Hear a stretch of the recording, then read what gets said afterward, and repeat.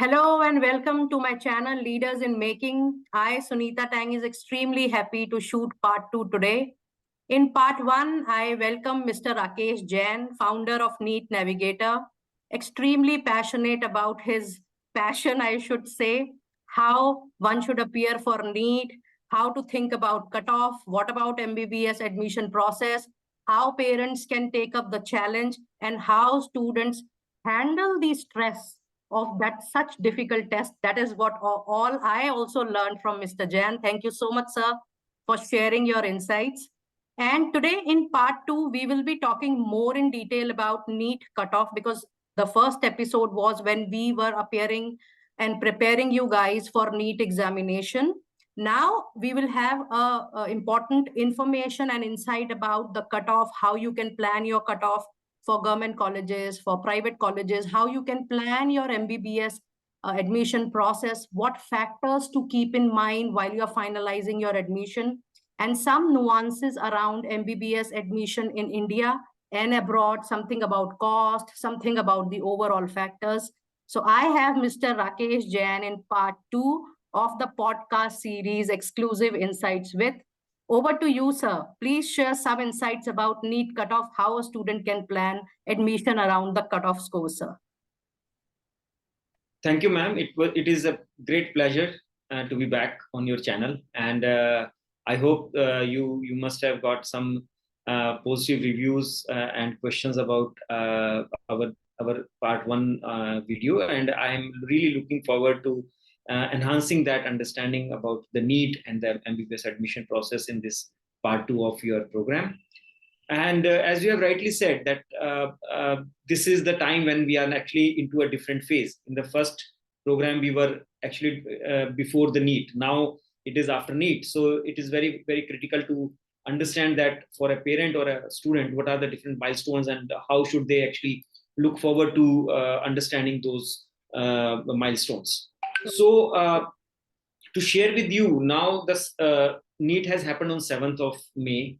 So on 7th of May night itself, leading coaching centers like LINM and Akash, they had started giving their own answers to the question paper, because in the NEET, it's a pen and paper, so the student is allowed to take the question paper back to their home. Sure. So there was an answer key which was released in 8th morning kind of thing, and then lots of students have already started looking at the kind of ballpark. Why I'm saying the word ballpark, because that key is not the accurate one. Okay. For a period of my experience for the last couple of years, I've seen that NTA, when they releases the official key, is something different from these coaching center keys. So the first milestone now, the students that they should look forward to is that after getting a fair idea about what are the possibilities of their scores, they should actually plan for their next step. So as I discussed in the previous video as well, that if the student is touching about 70 to 80% of the target cutoff, which is considered for general as for government college as 600. So if the student is touching about 400, 450, and it was the first attempt, then the student can hope for the repeat attempt in the next year.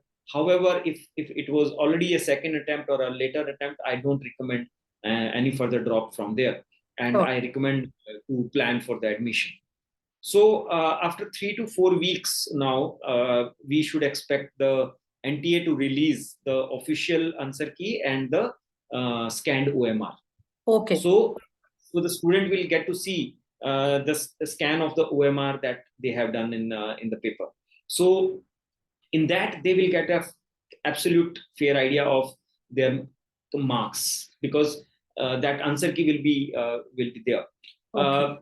They need to really map up that all the answers have been reflected well into their answer key, and that answer key is evaluated on the official answer key well. So that matching they must do, and NTA generally gives in a 7 to 10 days window for challenging those answer keys and responses. So typically in another 10 to 10 to 12 days after that release of the scanned OMR and answer key, we can expect the scorecards to be there. So that's the second milestone from now. And after that result is declared, typically within a week or 10 days time, we should expect the counseling notice to come in from MCC. As I mentioned in the earlier session, MCC is a government body under Ministry of Health and Family Welfare. So they generally are the pioneers of starting the process of medical admission counseling. So typically these are the milestones. So as the MCC starts the ball rolling, then the states follow that counseling with their own notices and their own applications like that. Okay. So we should assume that the process of releasement and the process of announcing the notice from MCC will take another 3 to 4 weeks of time. That means by June mid probably we will be clear with the counseling. No, by June mid we expect the official answer key and the OMR. Okay. And by June we should expect the scorecard. And I think July first week or second week will be the time when we can expect for the schedule of MCC counselings to be out. Okay, so I would request listeners to keep a note of this timeline. Mr. Rakesh Jain has really wonderfully explained it. I have never seen on any channel that the milestones are explained so well, even to laymen, people like us, that how NTA, the National Testing Agency, is going to bring out the scorecard. That was new for me, sir, that we have to follow that scorecard, and that will take 3 to 4 weeks. And by that time, another few weeks, and by July, first week or second week, MCC will have its own counseling policies, procedures, and the notice. So what parents should prepare from right now, and what factors they are supposed to keep in mind once the score is out, sir? That's a wonderful question. Many parents think that they should start planning for their admission only after the release of results. There is no harm in that. I'm not saying that that's a bad strategy. However, one thing that I would like to advise caution is that after the results are out of NEET, the window for that counseling and preparation is smaller, right? Today, they don't have anything else to do, right? So it is good to actually plan and prepare for their admission strategy this time. I would recommend them that they should do all the research which is required for them to do for their admission strategy. If required, I would suggest them they must consult a medical admission counselor, because why I say that is because typically people think that admission counselor is the one who is an admission agent, who is probably useful only for some government, some private colleges, and some where there is a exchange of money involved. Sure. But that's not the fact. That's not the fact. In fact, the role of the medical admission counselor is four-pronged. So the role of the professional medical counselor is also as an advocate, because all these counselings have a very very complex rules and regulations. So it is very, very critical that they should get the complete understanding. Parents should get the complete understanding about the counseling rules and regulations, because the absence of that understanding will lead to either the loss of their money or the loss of their opportunity. So a counselor helps them with the right understanding of the rules and regulations. Second is that most of the students, they rely on the cutoffs. They think that if I know the cutoff of a college, that's sufficient for the decision making about the college. But that's not the fact. It's like it's like a historical evidence data of admission, but that may not be 100% correct for the current circumstances. So it is like today, if we say how much time it takes to travel from point A to point B, if you look at on Google map, then it may give you some time, right? But if we start our journey half an hour later, or maybe 1 hour later, then the actual travel time will differ. Why? Because that will depend on that current time's traffic condition and road condition. So similar is the thing with counseling. So cutoff is only telling you that, okay, this is the approximate time for you to travel from point A to point B. But when you start from point A to point B, that is the time when the real analytics plays a role. So The second role that an admission counselor helps you is that giving you the advanced analytics support for your decision makings. Third thing that the counselor has to do is he has to be like a knowledge bank for the students and parents about all the colleges, because today we have about 680 colleges in India, 680 medical colleges in India. And practically, if I ask any parent or student that how many colleges names they know, they may not know more than 50, right? 50 is a big number, even if they want to know. And even if, I can think about just top 5 or top 8 colleges out of 680. Yes, so typically their familiarity level with the medical colleges is not that great. And that is where they suffer that how do we compare different colleges? They don't know that if I were to compare college A versus college B versus college C, then what are the parameters? So that is where the role of a professional counselor comes in. And the fourth very important role that a counselor plays out is the psychological support. This is a very, very high stress time. The counselor actually helps the student as well as the parents, giving them the very, very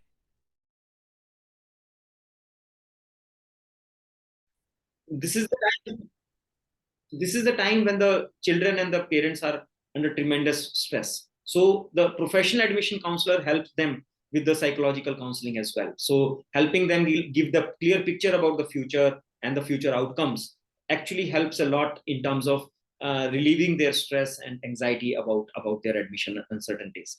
In fact, NEET Navigator has come up with a wonderful IT-enabled tool called MBBS Lighthouse.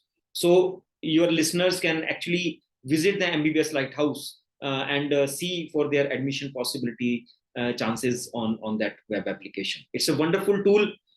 We have really worked it on very high with 32 states counseling data plus MCC counseling data.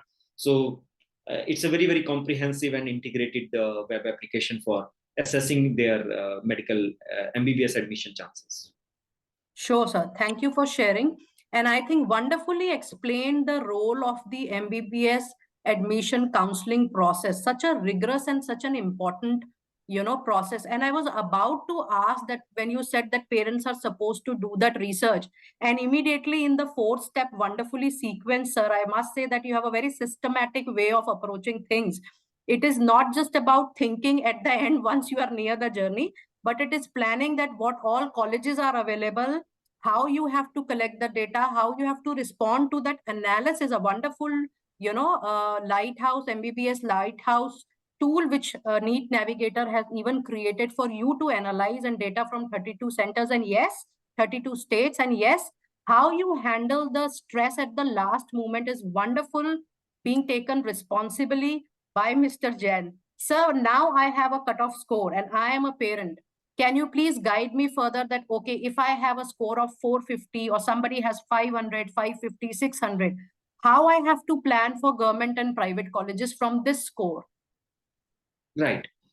So, ma'am, though there are increase in the seats, there are increase in the MBBS seats in India, but see, it all the counseling depends on the ranks, right? So typically, what we talk of is the rank.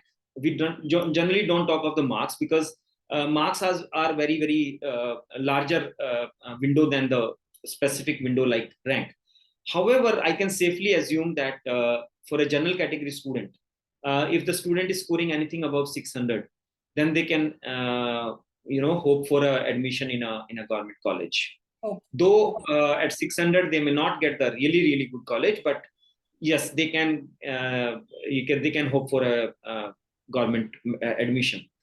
For 600 to 500, 600 to less than below that 600, I would say 600 to 590 can be a crossover. We really don't know how much ranks will really map on that. However, below 590, I don't think that a person should be hopeful about admissions in a government medical college. So they should plan for their admission in a government, in a private or a deemed medical university. Now, as I mentioned to you in the previous session, that the fees range for the private and deemed starts from 6.5 lakhs and goes up to about 26 lakhs. So if we talk about economical options, the most economical options are like 6.5 lakhs per annum, which can be available for students up to about 500 marks in general category. And another thing that I want to tell you is that in most of the private and deemed universities, there is no reservation for different categories. So they should not be really hoping for that they will get any benefit of their category in deemed universities and in most of the private colleges as well. So there is no reservation for categories. However, there is some reservation of called 15% seats of most of the deemed universities are reserved for NRI sponsored and NRI candidates. So of course the tuition fees is much higher than the normal fees. It's like about 2 to 3x of the normal fees. So that's about the planning. For about till 500, they can plan for about 6.5 lakh kind of budget and every year. But below 500, I don't think that they should think of anything less than 12 lakh rupee per annum. So that's kind of thing. So if their affordability is there, they can plan for MBBS course.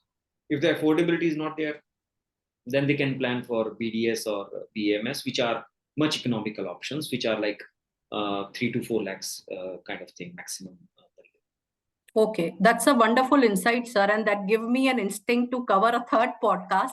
Students, we will definitely cover at the later stage sometime with Mr. Jain that if you are not able to get through MBBS admissions with any score you're going to get in another 3 to 4 weeks of time, how you can plan the other streams, what sir has mentioned just now. And sir, when you say that, okay, above 590, 600, there are high possibilities of you getting a government college. So can you name some top 4 or 5 coming to your mind right now instantly that, okay, these are good choices. And if you are getting these colleges, there is no second thought about it going further for these colleges. Ma'am, talking about those 4 or 5 or 10 or 20, actually for them, the score will be very, very high. Obviously, everybody dreams of admission in AIMS Delhi and, King Edwards and BGMC kind of colleges. But then, incidentally, the merit requirement for these kind of colleges is very, very high. Very high. Typically, one thing that I can tell you here is that if you're looking for some very, very good colleges, admission in the good colleges, you can get a good college in your respective state with lesser competition and lesser merit as compared to the MCC. Because what happens is MCC does the seat allotment for 15% of the All India government seats. So 85% seats are with the state. So for example, if I say the merit for, say, Lady Harding for a known Delhiite merit requirement will be much higher than for who is a Delhiite, Delhi domicile. So the domicile plays a very, very critical role in deciding on the college where they can get admission. So my normal suggestion and planning is that I try to maximize the chances through their state counselings first. So I see that, okay, where can they get admission in their state first, and then we look for their opportunities in the MCC. So obviously, if somebody is looking for AIMS, then you don't have other choice except participating into the MCC counseling. Then obviously AFMC is a very, very good choice for students who are scoring very high and who want to make a career in armed forces. That's a wonderful option available to them. So these are some of the things that I can suggest to you.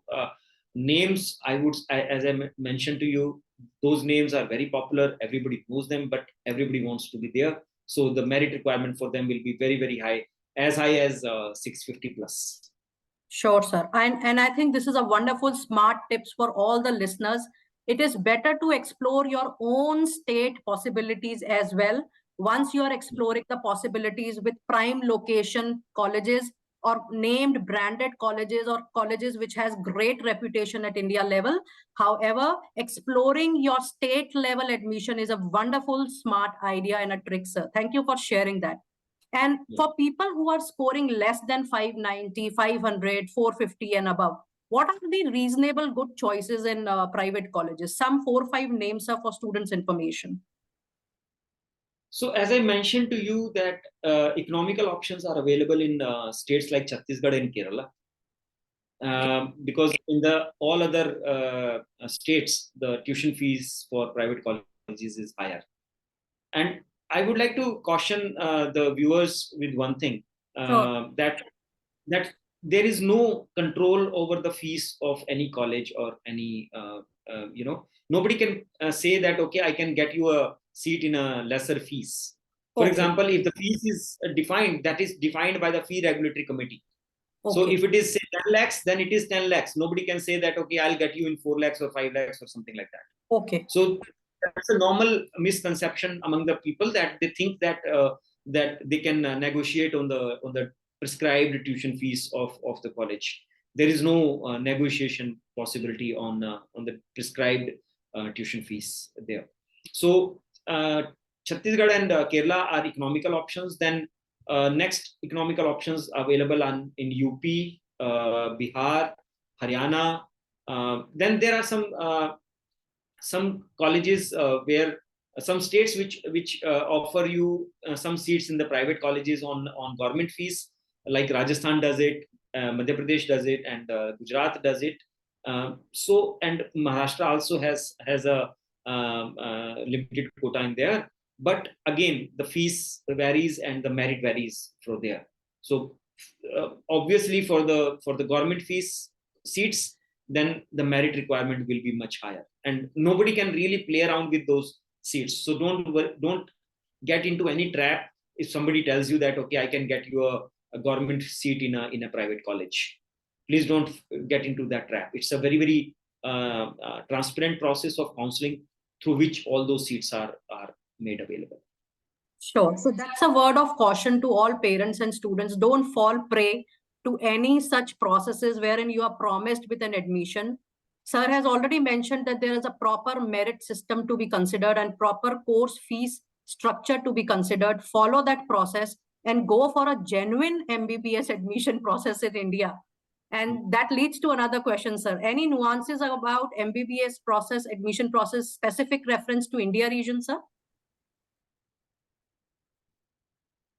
Yeah, there are 3 or 4 things that one should look for very carefully. Is that, first of all, their eligibility conditions, because the eligibility to participate in the counselings are highly complex. So they should be very, very clear that they are eligible or not. Second thing is about the counselling rules and regulation. It is very important because there is an involvement of security deposit, and if they take a wrong decision, then they can lose money. Last year, more than 10,000 students, they lost their 2 lakh deposit because they took the wrong decisions which were against the rules and regulations. So these are some of the caveats that I'm trying to convey here. Is another thing that I would like to highlight here is that don't go for filling up all the counseling forms. Many parents think that if we fill as many counseling forms, that will improve our possibilities of admission. No, it is not the fact. So in fact, to my clients, I don't suggest filling in more than 3 to 4 forms maximum, and 4 forms is very extreme. So typically I go in for maximum 2 to 3 forms, because it's a very analytical process through which you should decide to fill up the form or not. And because each form has a cost, there is a registration cost, there is a security deposit which is there. Fourth thing that I would like to highlight is that many students and parents think on the basis of some YouTube videos that mop up and stray around is where anybody can just walk in with their marks and they can say, okay, give us the seat. It doesn't happen that way. It's a very, very fair process. The seat metrics are published. Everybody knows about it. So there is no hidden information, or there is nothing which you can say, okay, nobody knows about the stay round, so if I'll go there, I'll get the admission.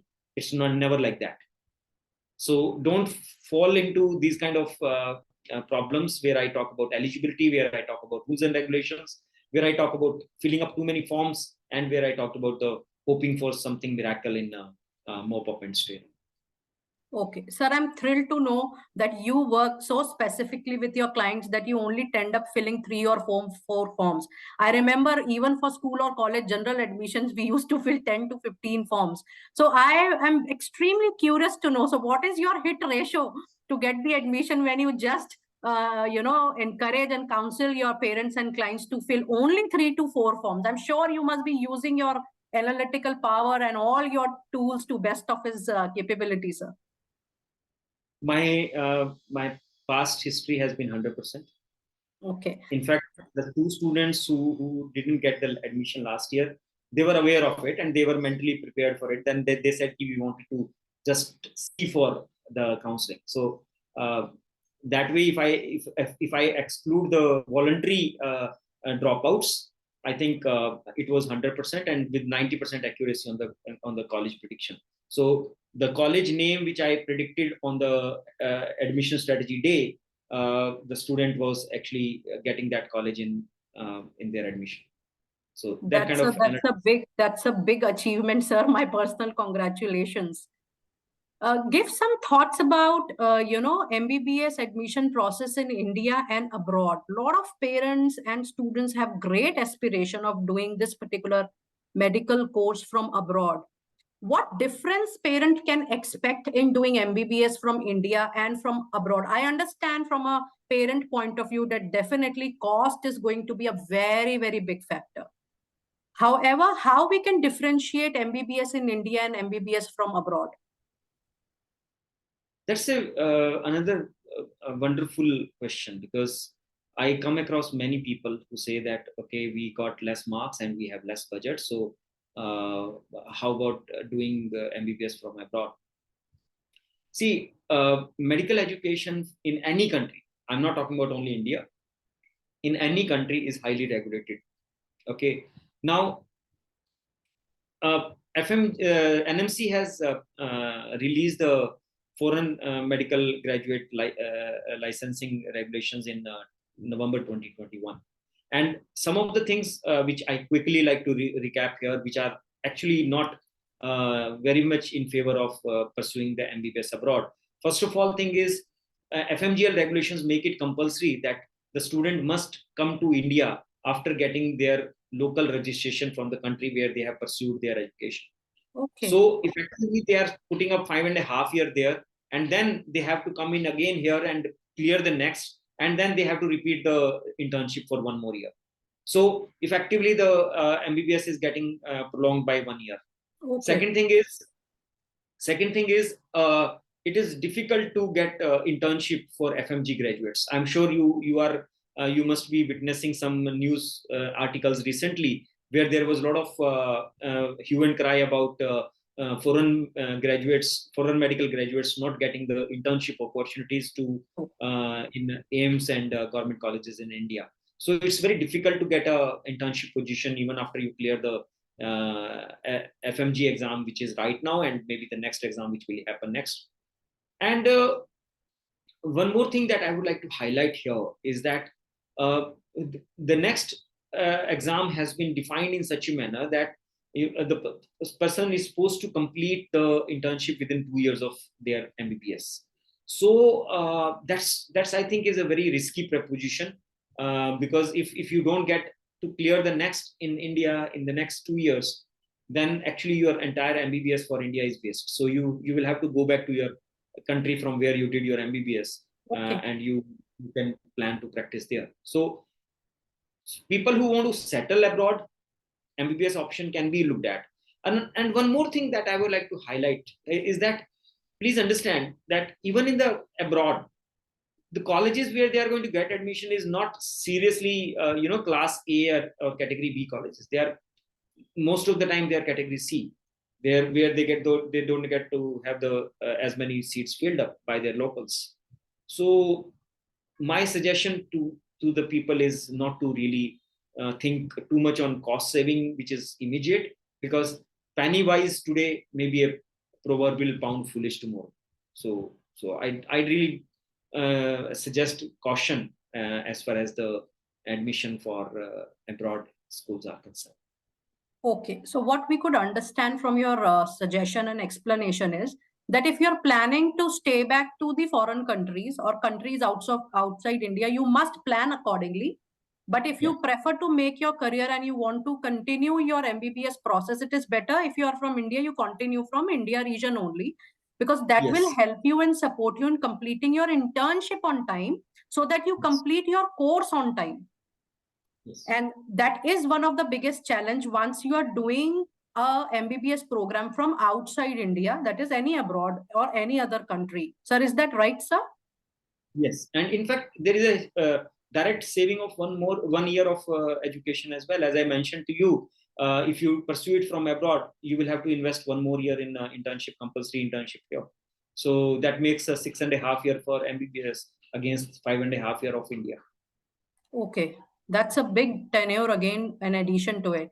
So while we are at the closing note of our podcast part 2, can you give the final last 3 tips to students and parents that they should consider finally while taking MBBS admission in India? So one is the cost.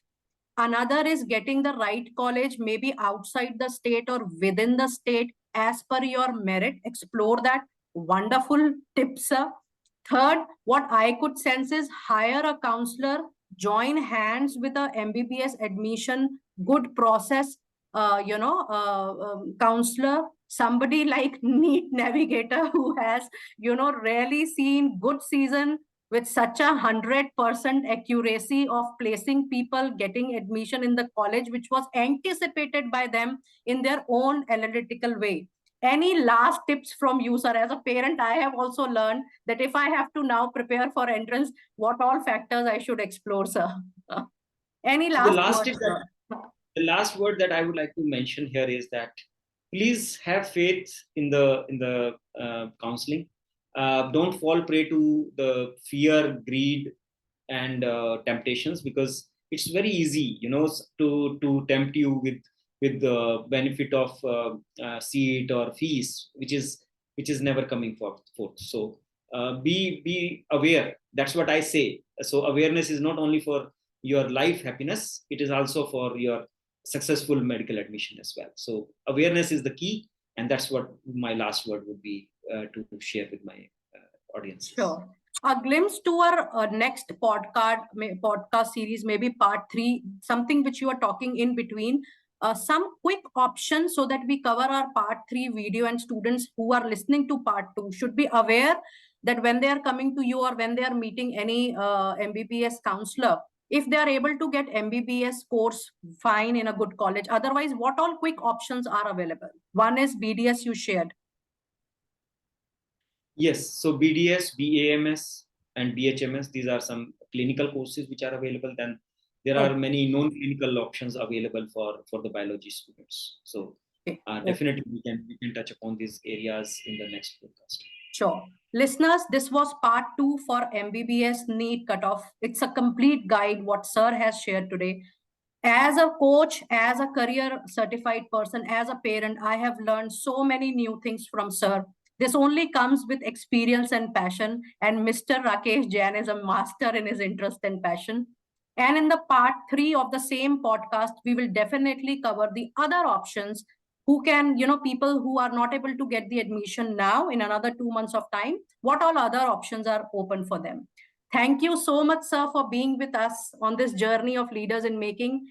And I'm so thankful for you to be the first person to come for exclusive insight with, especially on NEET, such a promising, much needed medical entrance test in not only in India, but I should say that this profession is one of the favorite profession of people around the globe, sir.